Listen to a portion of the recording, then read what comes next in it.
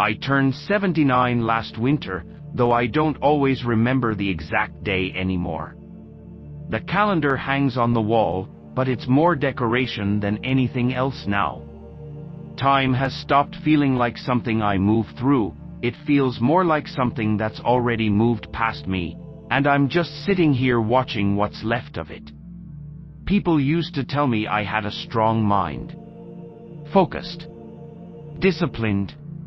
Driven. I believed that about myself for most of my life.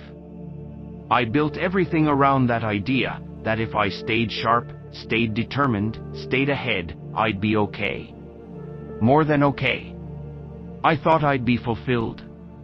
But that's not quite how it turned out. These days, the house is quiet in a way I never prepared for. Not peaceful, just quiet. There's a difference. Peace has something warm in it. This is just absence. I spend a lot of time sitting in the same chair near the window. I don't even look outside most days. I just sit there, thinking about how certain choices didn't feel like choices at the time. They felt necessary.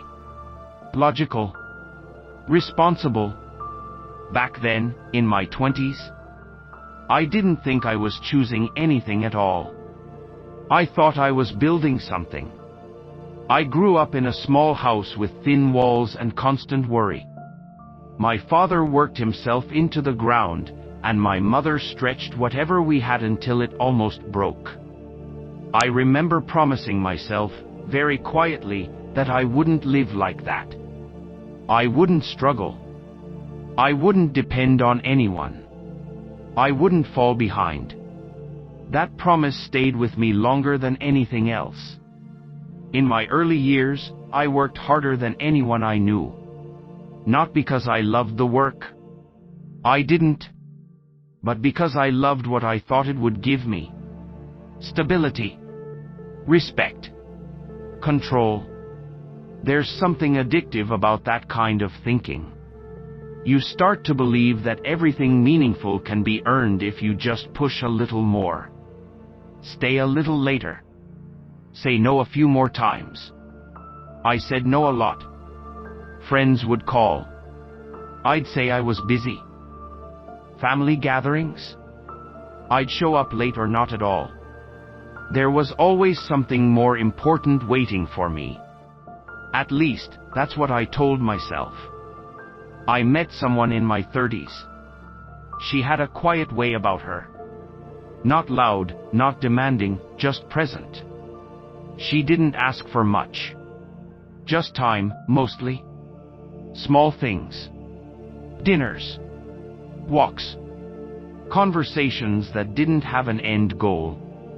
I remember thinking, I'll make time later. There was always a later in my mind. We married anyway. She believed in me, I think. Or maybe she believed in who I could become if I slowed down. I'm not sure anymore. The early years were manageable. I was busy, but I still tried, in my own way. I'd come home late, but I'd ask how her day was.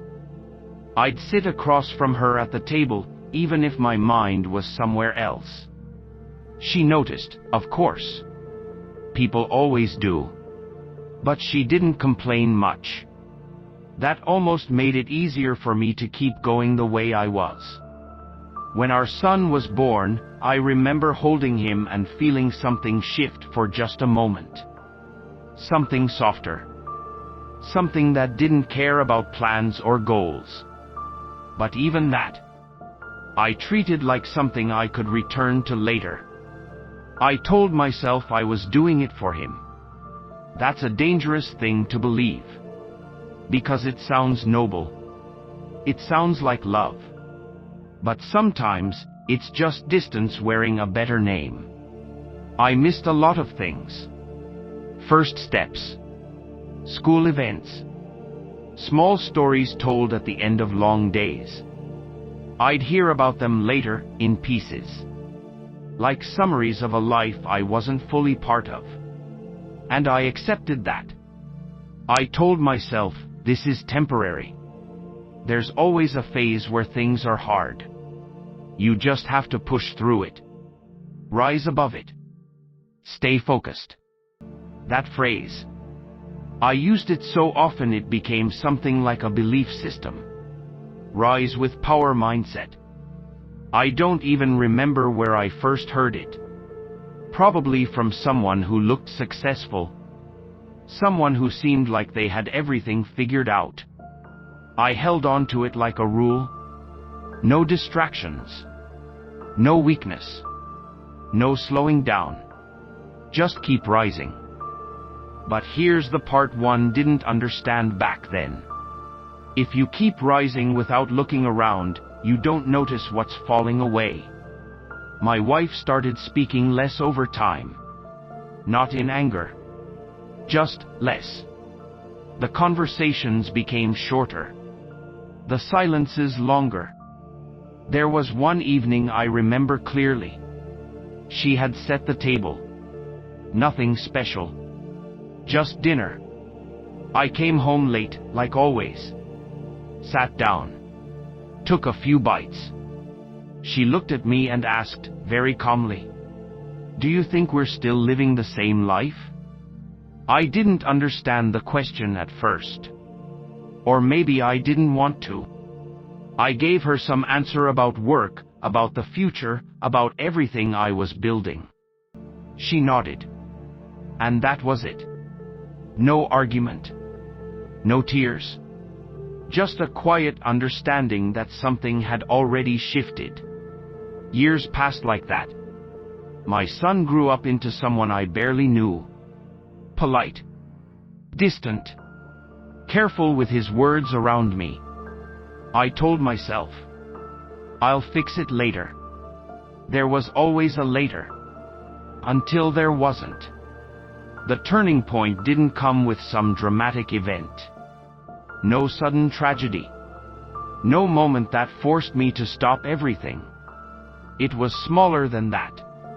Quieter. My wife got sick. Nothing immediate. Nothing urgent at first. But it slowed her down. And for the first time, I had time too. I remember sitting beside her in the hospital room. The machines making soft sounds. The kind you start to hear even when they're not there. We didn't talk much. I didn't know how. All those years of choosing efficiency over presence, they leave you unprepared for stillness. At one point, she looked at me and smiled. Not bitter. Not sad. Just tired. And she said, "You don't have to keep working so hard now." That sentence stayed with me. Not because of what it meant then, but because of everything it revealed. She had seen it all along. The way I kept running. The way I kept postponing life. And she had waited. Longer than she should have. She passed a few months later. Quietly. The house changed after that. Not immediately. At first, it just felt empty in a practical way. Fewer sounds. Fewer routines. But over time, the weight of it settled in. Because absence doesn't stay on the surface. It sinks into everything. My son visits sometimes. We sit across from each other, like strangers trying to remember a shared language. He's kind. But there's a distance I can't cross anymore. Not because he won't let me, but because I never built the bridge when I had the chance. That's the part no one tells you about time. It doesn't just pass. It closes things. Doors you assumed would stay open, quietly lock themselves. And one day, you realize you're holding the key to nothing. I used to think strength meant pushing through everything. Ignoring discomfort. Staying focused no matter what. But now, sitting here, with more time than I know what to do with, I see it differently. Strength isn't just about rising. Sometimes it's about stopping. About noticing. About choosing to stay, even when there's somewhere else you could be. I didn't understand that. And now, there are things I can't go back to. Conversations that never happened. Moments that passed without me. A version of myself that might have known how to sit still and listen, if I had given him the chance. Regret is a quiet thing. It doesn't shout. It doesn't demand attention. It just stays. In the background. In the pauses. In the way certain memories come back, not to comfort you, but to show you what you missed. If you're listening to this, wherever you are in your life, I won't tell you what to do. I don't think it works that way. But I will say this.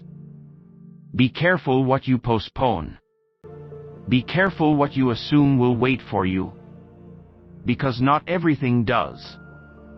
Some things, they only exist once. In one moment. With one version of you.